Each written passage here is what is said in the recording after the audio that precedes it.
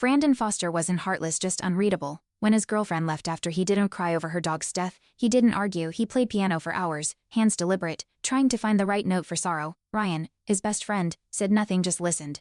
That was the first time I saw logic try to imitate grief. He wasn't cold, he just calculated kindness where emotion wouldn't grow. Watching that, I wondered, was intention enough to sustain connection? Or did love demand tears? Ryan once joked that Brandon's idea of empathy was remembering your coffee order forever.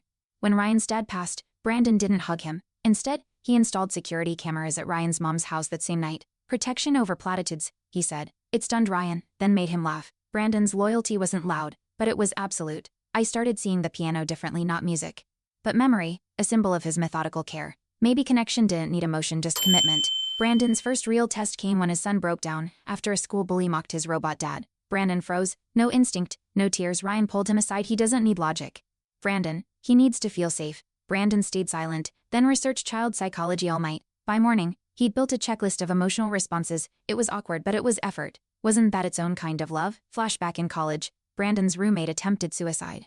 While others panicked, Brandon calmly called emergency services, then returned to class. People whispered, cold, detached. But later, he paid for therapy and visited every week. I don't panic, I plan, he'd said. It haunted him, though. He kept that incident on a sticky note in his piano bench.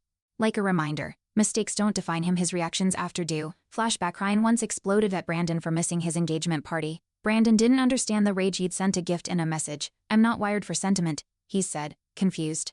But afterward, he learned every anniversary on Ryan's calendar, set auto reminders, and never missed another moment. Love wasn't in what he felt, it was in the lengths he went to remember what mattered. The twist, Brandon's wife once confessed she felt more seen by him than anyone else.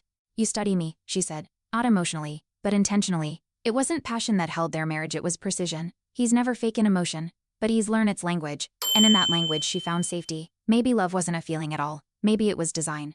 Chosen daily. Years later, at Ryan's wedding, Brandon stood quietly beside him. No speech, no tears, just a hand on Ryan's shoulder. During the vows, Ryan teared up anyway. That touch said everything. It was Brandon's version of love, measured, silent, constant. Sometimes presence is louder than words. That day, silence roared. Brandon's legacy wasn't tears, it was intention. His son grew up calling him my constant. Ryan called him the most dependable man I know. No drama, no flair, just deliberate love, always shown.